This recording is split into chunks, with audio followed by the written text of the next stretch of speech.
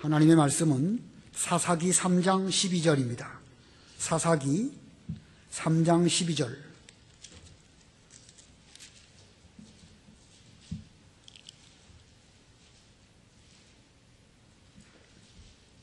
구약성경 사사기 3장 12절. 이스라엘 자손이 다시 여호와 보시기에 악을 행하였다. 그들이 여호와 보시기에 악을 행하였으므로 여호와께서 모압 왕 에글론을 강성하게 하여 이스라엘을 대적하게 하시니 그가 암몬과 아말렉 자손을 자기에게로 모아와서 이스라엘을 치고 그 종려나무 성읍을 점령하였다. 이스라엘 자손이 모압 왕 에글론을 18년 동안 섬겼다. 이스라엘 자손이 여호와께 부르짖음으로 여호와께서 그들을 위하여 한 구원자를 일으키셨으니 곧 베냐민 자손 게라의 아들 왼손잡이 에훗이었다.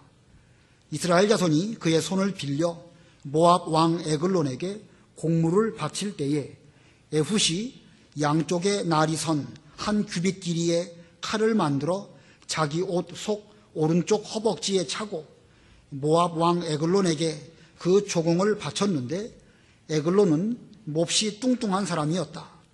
에훗이 조공 바치기를 마친 후 조공을 메고 온 사람들을 보내고 자기는 길갈 근처 채석장에서 돌아와 말하기를 왕이시여 은밀히 드릴 말씀이 있습니다 하니 왕이 조용히 하여라 하고 명령하자 그 곁에 모셔섰던 사람들이 모두 그에게서 물러갔다. 에훗이 왕에게 왔을 때 왕은 자기 혼자만을 위해 마련된 서늘한 다락방에 앉아 있었다. 에훗이 왕께 전할 하나님의 말씀이 있습니다 라고 말하자 왕이 그 보좌에서 일어났다.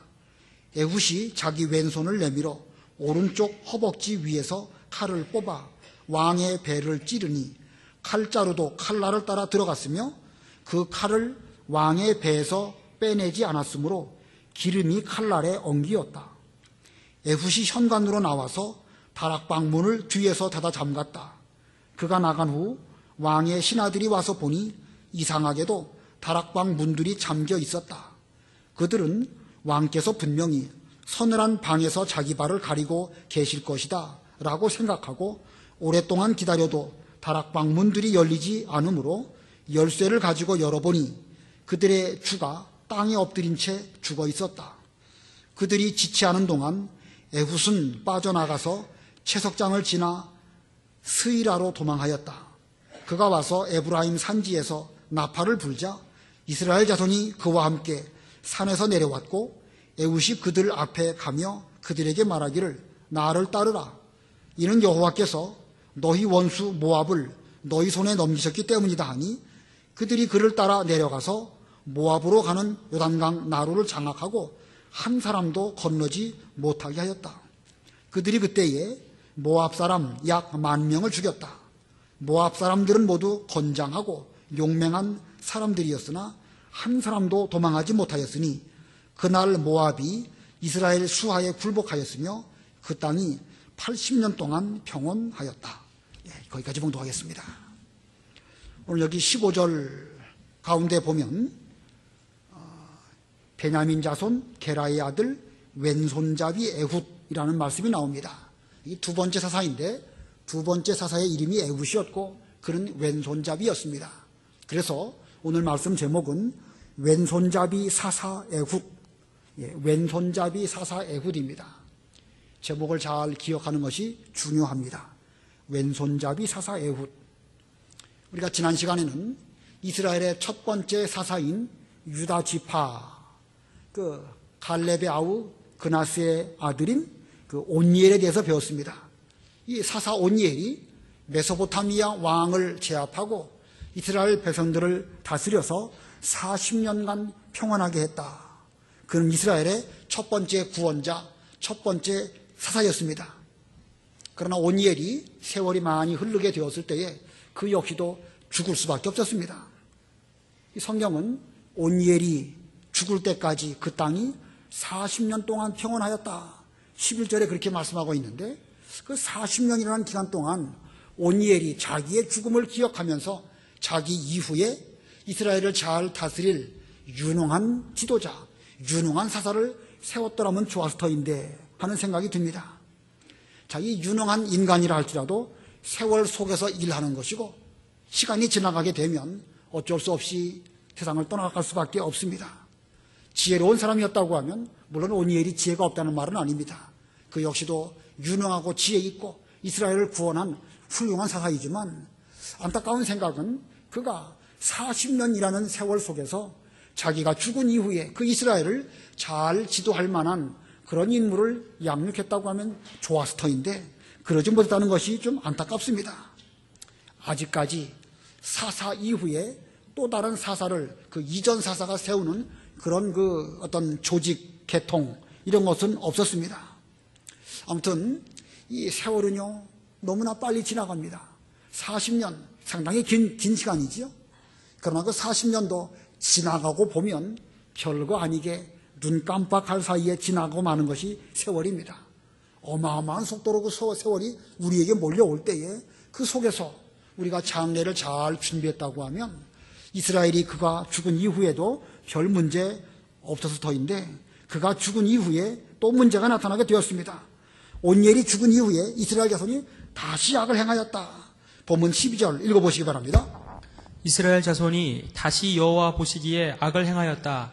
그들이 여호와 보시기에 악을 행하였으므로 여호와께서 모압 왕 에글론을 강성하게 하여 이스라엘을 대적하게 하시니 예, 다시 여호와 보시기에 악을 행하였다. 안 그랬으면 좋았을 터인데 인간 사회가 불가피하게 하나님을 잘 섬기는 훌륭한 지도자가 없고 올바른 길로 인도하는 사람이 없을 때에는 사람은 어쩔 수 없이 시간 속에서 점점 타락하는 길로 갈 수밖에 없습니다. 그래서 모압 왕 에글론을 강성하게 하셨다. 이 모압은 요단강 동쪽에 있는 그 롯의 그 후예들이죠.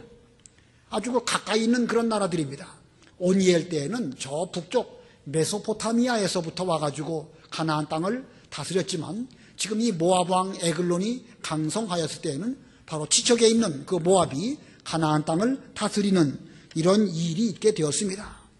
자, 이 본문 12절을 다시 잘 보면은요, 그들이 가운데 보면 그들이 여호와 보시기에 악을 행하였으므로 여호와께서 모압 왕 에글론을 강성하게 하여 여호와 보시기에 악을 행했기 때문에 그것이 원인이 돼가지고 결국 하나님께서는 모압 왕 에글론을 강성하게 하셨다. 자, 에글론이 강성한 원인이 어디에 있습니까?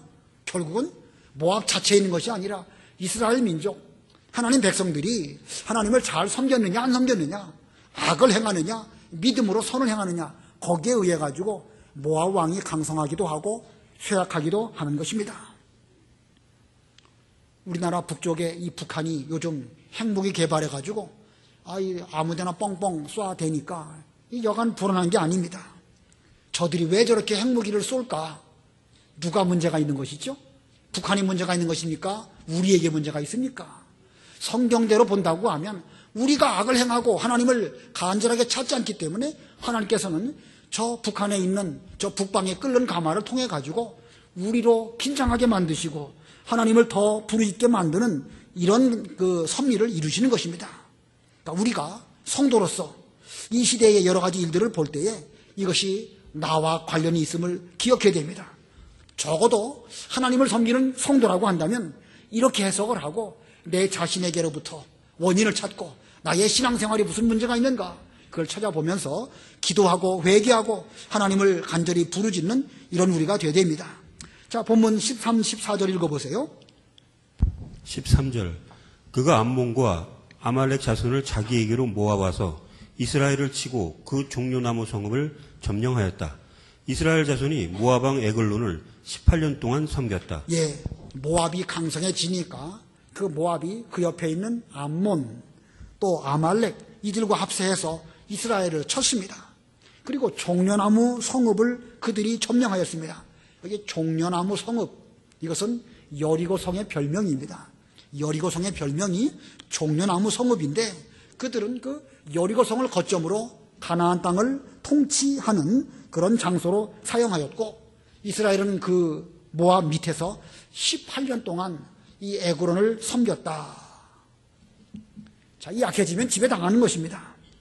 약해지면 반드시 이방 나라로부터 지배를 당하는 것이 일반 세상의 원리이긴 하지만 하나님은 그 일반적인 원리를 통해서 우리 이스라엘 백성들의 신앙적인 각성을 지금 시키시는 것입니다.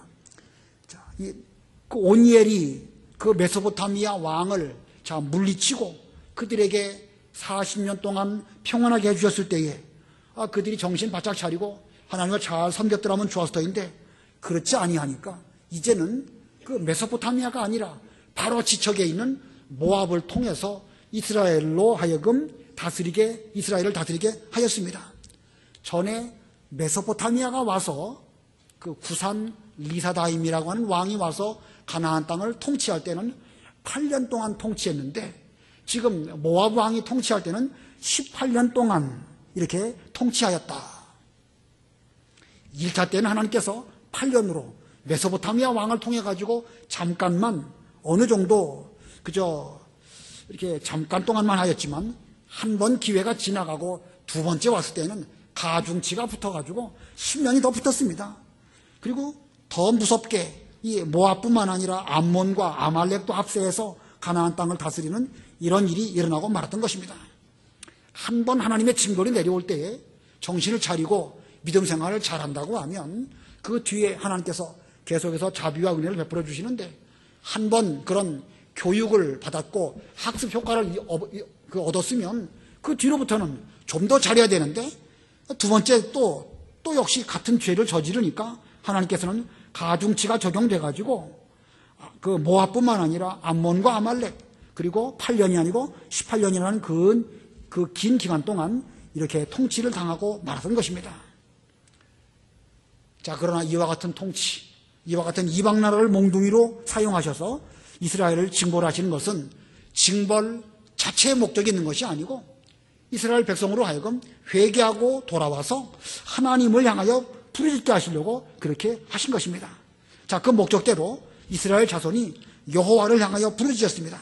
그래서 18절 보면 15절 보면 이스라엘 자손이 여호와께 부르짖음으로 여호와께서 그들을 위하여 한 구원자를 일으키셨으니, 자, 부르짖으면 하나님께서 구원해 주십니다. 돌이키면 하나님께서도 도와주시는 것입니다. 자, 그러므로 우리들도 여러 가지 어려운 일들, 북방에 끓는 가마, 중국과 일본의 여러 가지 우리에게 대해서 억울하게 하는 일들, 그런 거 볼 때에 우리는 그것들을 볼 것이 아니고 하나님을 향하여 부르짖어야 되는 것이고, 우리가 돌이켜서 하나님께로 간다고 하면 하나님께서 우리에게로 돌아와 주실 것입니다.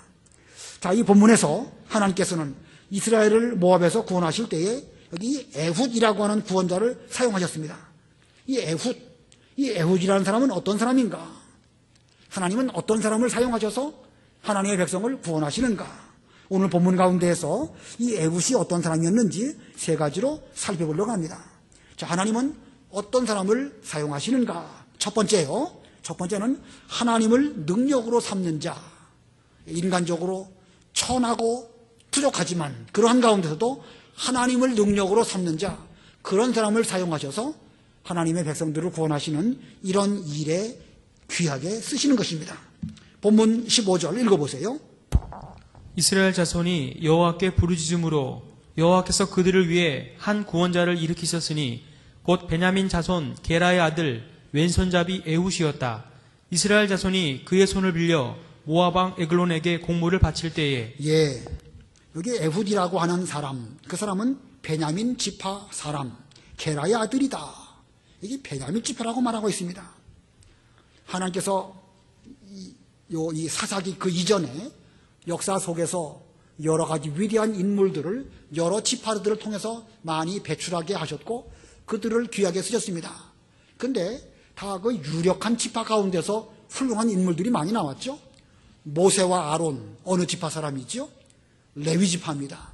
레위 지파, 모세와 아론. 또 이 갈렙, 온니엘, 어느 지파 사람이지요? 유다 지파 사람입니다. 유다 지파가 아주 그 막강한 힘이 있었고 그 막강한 힘은 그 갈렙과 온니엘 같은 그런 인물을 또 배출하게 되었던 것입니다. 여호수아, 어느 지파 사람이지요? 여호수아 어느 지파 사람이에요? 시험을 봐야지 여러분이 잘 아시려나 모르겠습니다. 자, 이 여호수아는 에브라임 지파입니다. 에브라임 지파도 상당히 큰 그런 지파입니다. 레위 지파, 유다 지파, 에브라임 지파 이렇게 대단히 강력한 지파들을 통해서 위대한 인물들을 많이 배출하여 이스라엘 백성들을 구원하시는 이런 일로 그 인물들을 사용하셨지만 여기 베냐민 지파는 다른 여러 지파에 비교해 볼 때 그렇게 돋보이는 면이 별로 많이 없습니다.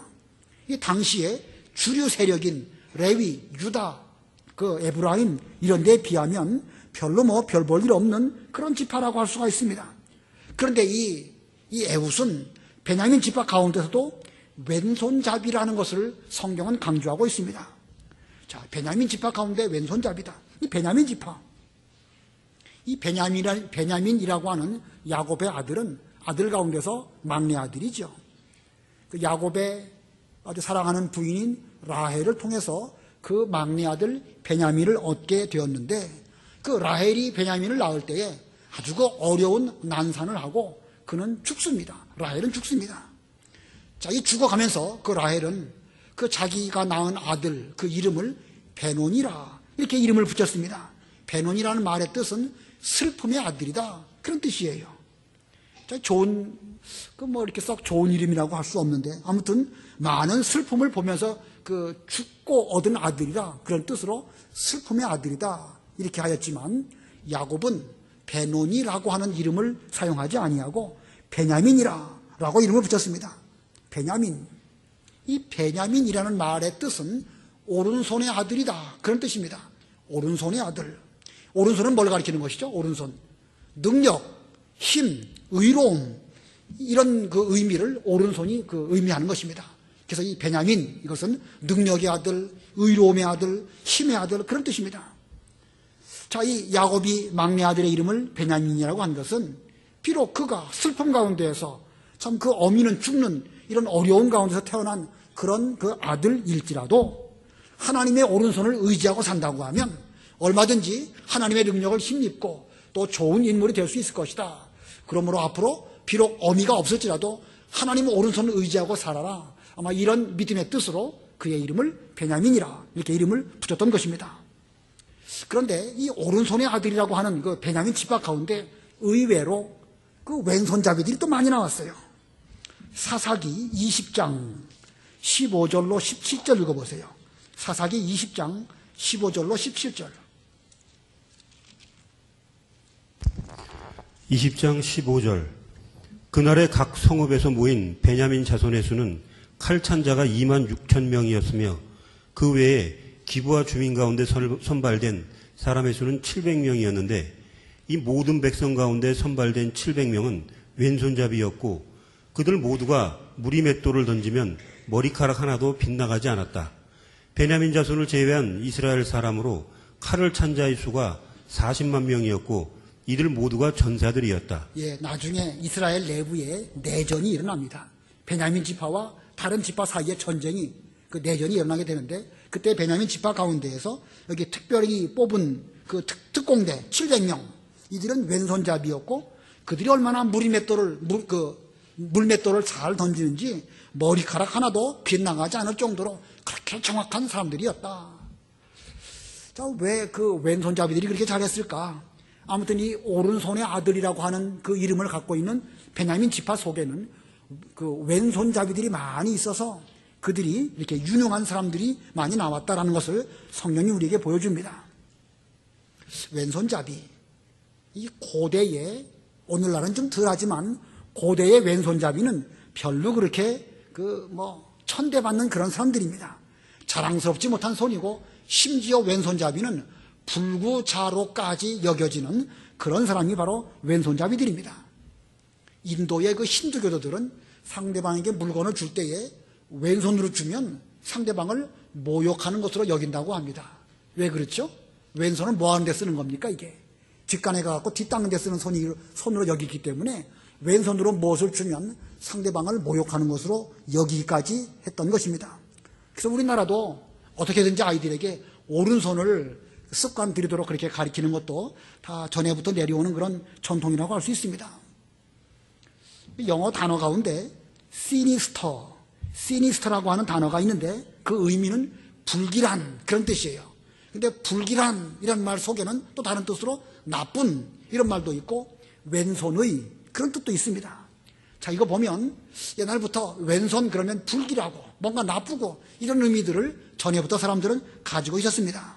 자, 이 본문에서 이 에훗을 왼손잡이라고 강조한 거, 이것도 어떤 면에서 보면은요, 이 에훗은 시원치 못한 사람, 부족한 사람을 나타내기 위해서 그 왼손잡이 에훗이라 이렇게 말한 것이 아닐까 생각이 듭니다.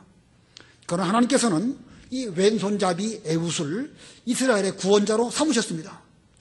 그것은 이 구원으로 하나님의 구원, 이 구원의 승리는 사람 손에 있는 것이 아니고 하나님의 능력으로 말미암아 이루어진 것이다. 이것을 특별하게 나타내시기 위해서 에훗이라고 하는 왼손잡이를 사사로 세워서 이스라엘을 구원하도록 그렇게 하신 것으로 여겨집니다.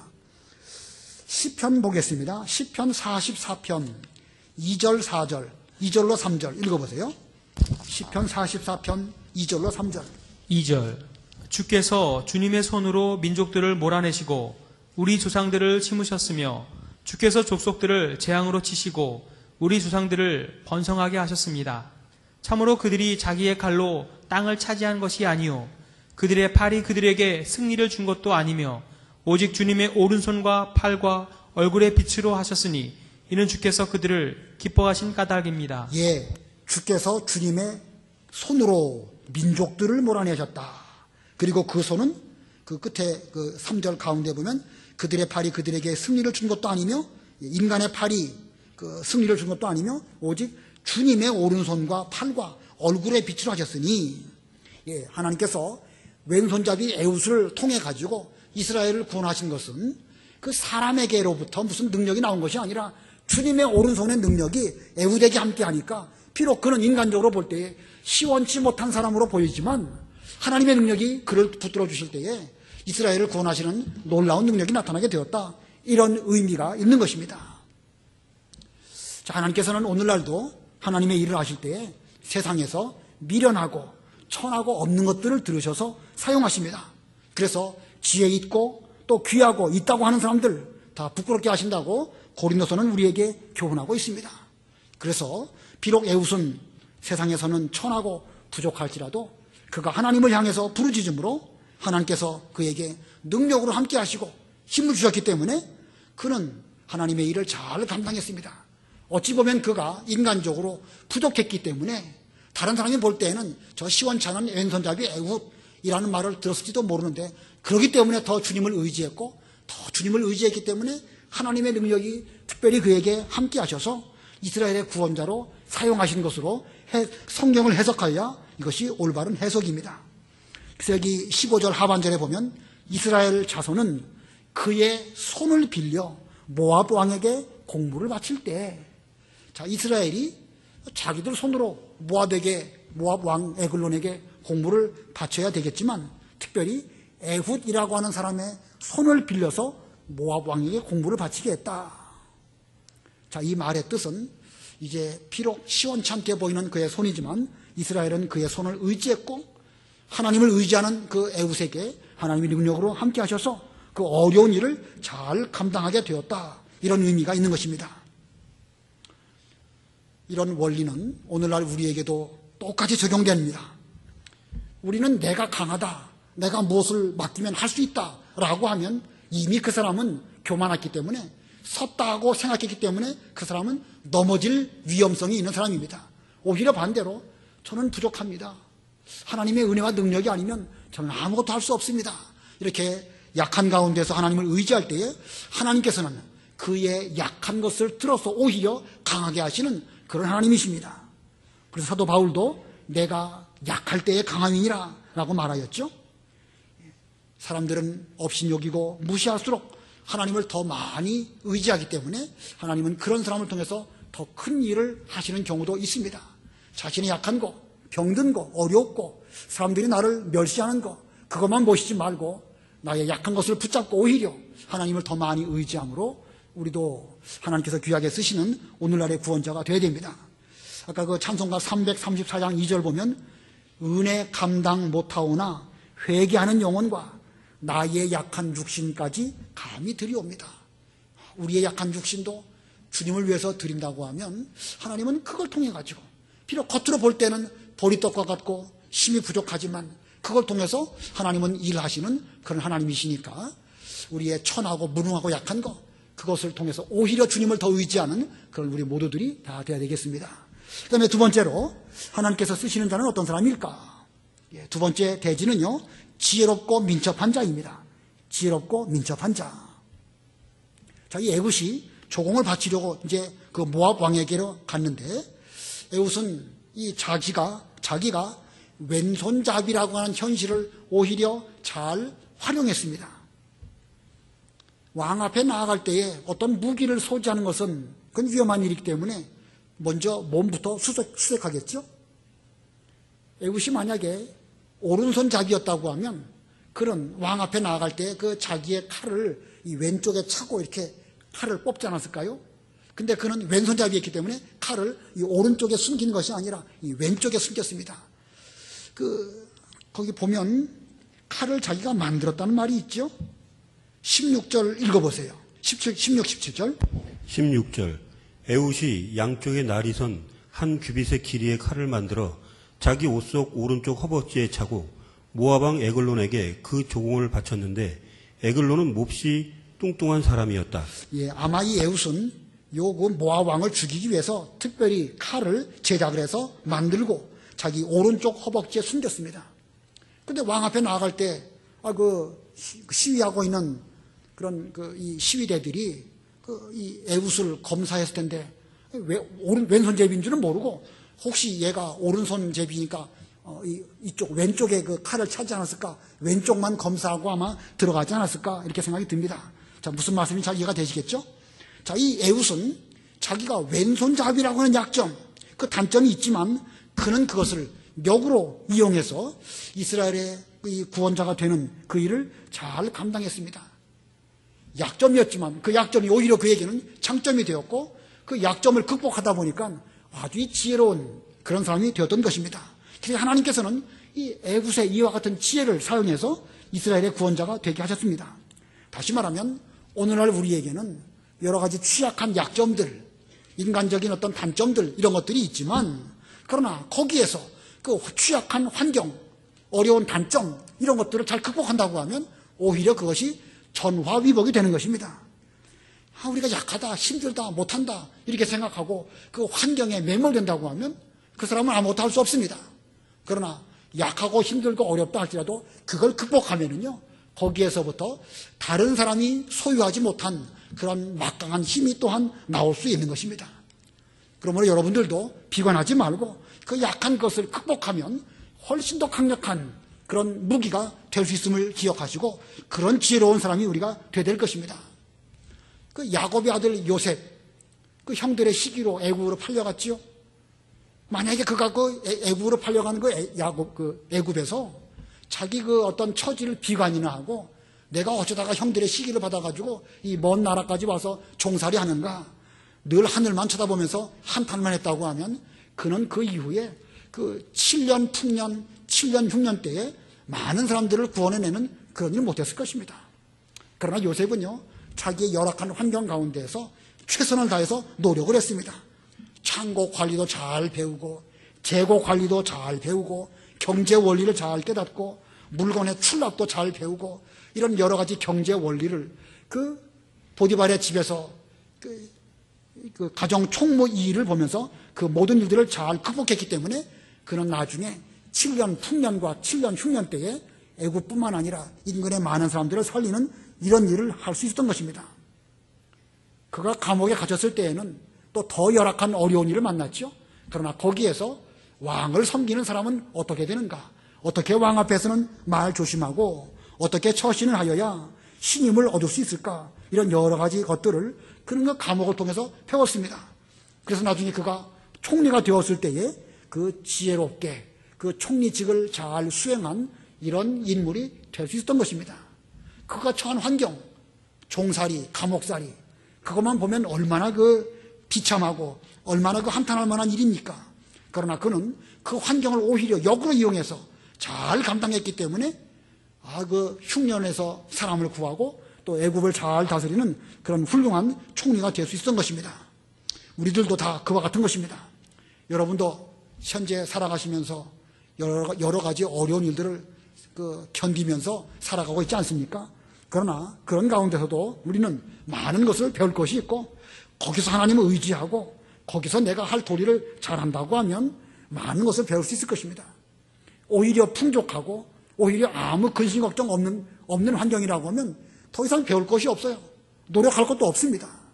오히려 우리가 이렇게 열악한 가운데 있기 때문에 거기서 우리는 우리의 부족한 것을 적나라하게 드러나게 되는 것이고, 그 부족한 것을 이기려고 노력하게 될 때에 우리는 많은 것을 배울 수 있는 이런 사람이 될 수 있을 것입니다. 아무쪼록 여러분 모든 환경 다 열악하지만 거기서 지혜를 써서 최선을 다하시는 우리 모두가 되어야 되겠습니다. 또 에훗이 얼마나 민첩하고 신속하게 일을 처리했는가. 18절부터 22절까지 읽어보세요.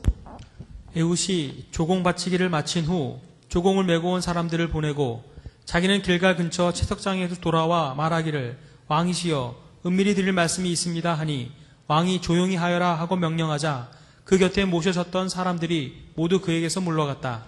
에훗이 왕에게 왔을 때 왕은 자기 혼자만을 위해 마련된 서늘한 다락방에 앉아 있었다. 에훗이 왕께 전할 하나님의 말씀이 있습니다 라고 말하자 왕이 그 보좌에서 일어났다. 에훗이 자기 왼손을 내밀어 오른쪽 허벅지 위에서 칼을 뽑아 왕의 배를 찌르니 칼자루도 칼날을 따라 들어갔으며 그 칼을 왕의 배에서 빼내지 않았으므로 기름이 칼날에 엉키었다. 예, 왕에게 은밀히 할 말이 있는 것처럼 말하면서 주변의 다른 사람들을 다 물리도록 그렇게 말하였습니다. 그리고 잘 준비한 준비한 칼로 모압 왕을 찔러서 죽였습니다. 이것은 뭐 사람을 살인하기 위해서 이렇게 한 것이 아니고 하나님의 일을 잘 감당해서 이스라엘을 구원하기 위한 목적으로 이렇게 한 것입니다. 자, 그는 민첩할 뿐만 아니라 얼마나 대담했는지 알 수가 있죠. 이스라엘을 구원하기 위해서 먼저 모압 왕을 죽여야 된다.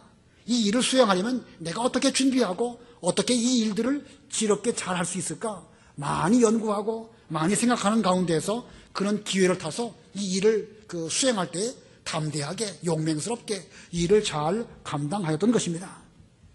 심지어 그는 자기가 그 모압 왕을 죽인 이후에 도망갈 그 여러 가지 일까지도 잘 준비했습니다. 23절부터 26절까지도 읽어보세요. 23절 에훗이 현관으로 나와서 다락방 문을 뒤에서 닫아 잠갔다. 그가 나간 후 왕의 신하들이 와서 보니 이상하게도 다락방 문들이 잠겨 있었다. 그들은 왕께서 분명히 서늘한 방에서 자기 발을 가리고 계실 것이다 라고 생각하고 오랫동안 기다려도 다락방 문들이 열리지 않으므로 열쇠를 가지고 열어보니 그들의 주가 땅에 엎드린 채 죽어 있었다. 26절도 그들이 지체하는 동안 에훗은 빠져나가서 채석장을 지나 스이라로 도망하였다. 예.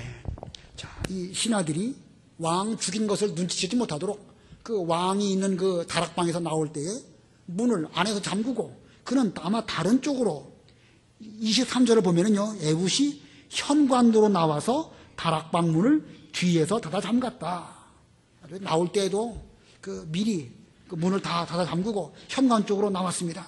그리고 자기가 나온 이후에 마치 왕이 이 잠을 자고 있는 것처럼 보이기 위해서 살며시 나갔고 여러 가지 이런 일들을 이렇게 지럽게 잘 하였던 것입니다.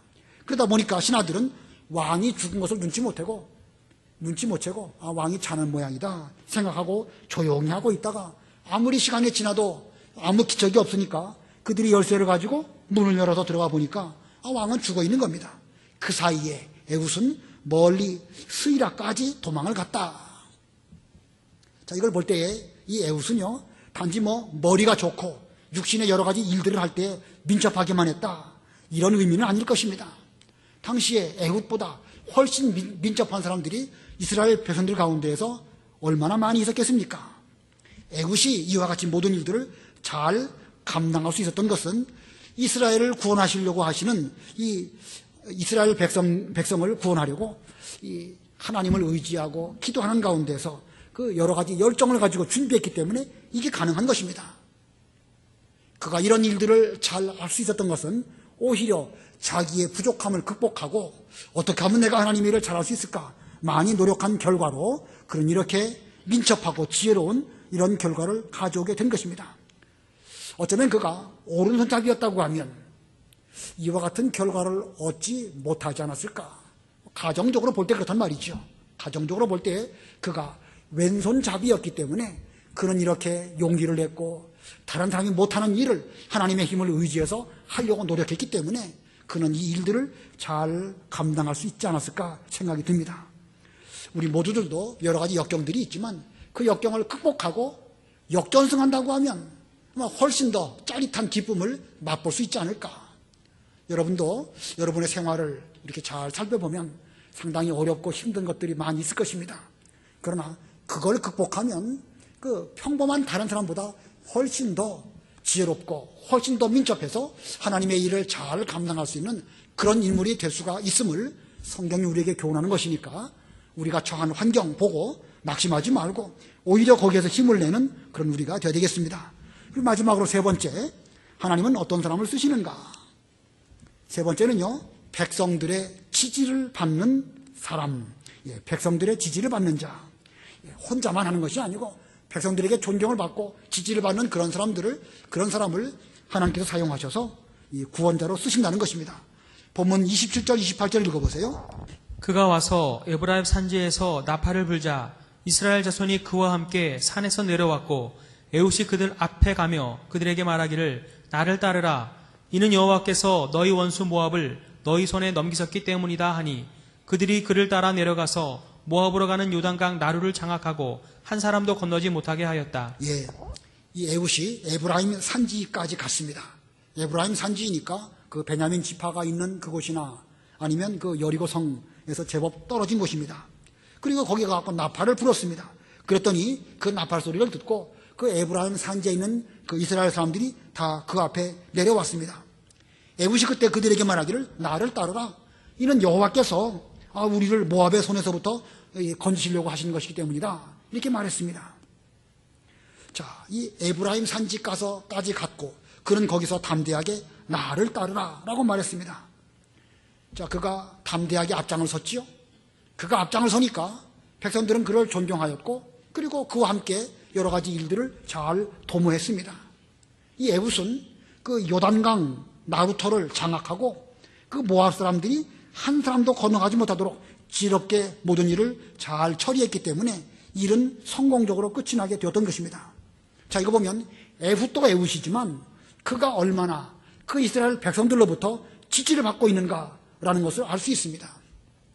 하나님의 일을 함에 있어서 자기 혼자만의 힘으로는 결코 할 수 없습니다.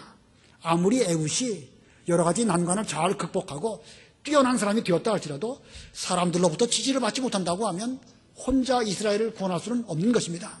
그런 면으로 볼 때에 우리 이 하나님의 일을 하는 사람들은 먼저 자기 자신이 똑바로 서야 되겠지만 동시에 여러 사람들로부터도 존경을 받는 이런 사람이 되도록 노력을 하여야 하나님의 일을 잘 감당할 수가 있을 것입니다. 그렇게 되기 위해서는 먼저 자신이 하나님 아버지 앞에서 깨끗하고 하나님 말씀에 대해서 본인이 절대 순종하면서 그러면서 백성들 앞에 앞장서면서 백성들에게 그 지지를 부탁을 할 때에 백성들도 그 에훗의 말을 잘 순종하고 결국 이 모든 일들이 잘 되었습니다. 자, 이것이 성경이 우리에게 보여주는 이스라엘의 구원자, 즉 지도자의 모습입니다. 사람들로부터 존경을 받고 사람들로부터 잘 후원을 받을 때에 하나님의 일이 잘 되는 것입니다. 우리 교회도 여러 가지 어려운 문제들을 산적하게 놓고 우리가 이 모든 일들을 하나하나 극복하면서 앞으로 나아가야 되겠는데 우리 모두가 그런 일에 앞장서야 되겠고 특별히 오늘 수예배에 오신 여러분들이 그 일에 앞장서시는 여러분들이 되어야 됩니다. 그러기 위해서는 우리 자신이 먼저 하나님 명령에 절대 순종하고 자신이 먼저 깨끗한 가운데에서 사람들로부터 존경을 받는 무슨 인간적인 존경을 말하는 것이 아니라 믿음 안에서 신앙적인 존경을 잘 받는 이런 사람이 되려고 노력할 때에 하나님의 일이 마침내 잘 되지 않겠는가 이렇게 생각하면서 우리도 그와 같은 모습으로 모든 일들을 잘 해야 되겠습니다. 자, 결과가 어떻게 됐는가? 마지막 29, 30절 읽어보세요. 29절 그들이 그때에 모압 사람 약 10,000명을 죽였다. 모압 사람들은 모두 건장하고 용맹한 사람들이었으나 한 사람도 도망하지 못하였으니 그날 모압이 이스라엘 수하에 굴복하였으며 그 땅이 80년 동안 평온하였다. 예, 그날 모압이 이스라엘 수하에 굴복하였으며 그냥 당일날 아주 끝장이 나버렸습니다. 그리고 그날 이후부터 80년 동안 이스라엘이 평온했다. 이거 한 사람 그 에훗이 이렇게 하나님에게 귀하게 쓰임받으니까 이스라엘이 80년 동안이나 평온한 가운데 들어가게 되었습니다. 자, 믿음의 인물 한 사람이 얼마나 중요한지 알 수 있죠? 한 사람이 중요한 것입니다. 자, 오늘 제목이 뭐라고 그랬죠? 무슨 에훗? 예, 왼손잡이 사사 에훗. 왼손잡이라는 의미가 중요한 거예요. 왼손잡이. 인간적으로 다른 사람들이 볼 때는 천하고 무능하고 보잘것없는 사람으로 보이는 그런 왼손잡이였지만 그가 하나님의 손에 붙잡힌 바 되었을 때에 큰 일을 하였다. 오늘날 우리도 이 하나님이 기록해 나아가시는 그런 역사 속에 있습니다. 또 오늘날 우리들도 인간적으로 볼 때에 여러 가지 부족한 것들이 많이 있습니다. 저를 비롯해서 우리 모두들 다 부족한 것이 있지만 그 부족한 것을 극복하려고 노력을 해야 됩니다. 근데 그것을 단순히 인간적인 노력, 무슨 인간적인 수고, 공부 많이 하고 민첩하고 똑똑하고 이걸 말한 것이 아닙니다. 하나님을 의지하는 가운데서 지혜를 얻고 하나님 앞에서 우리가 살려고 노력하는 가운데 용감함으로 민첩하고 이렇게 할 때에 오늘날 우리들도 비록 왼손잡이처럼 천하고 무능하지만 하나님께서 우리를 귀하게 사용하여 주실 것입니다. 우리 모두들도 다 그렇게 이용당하시는 하나님의 모든 일꾼들 다 되시기를 바랍니다. 잠깐 동안 기도하시기 바랍니다.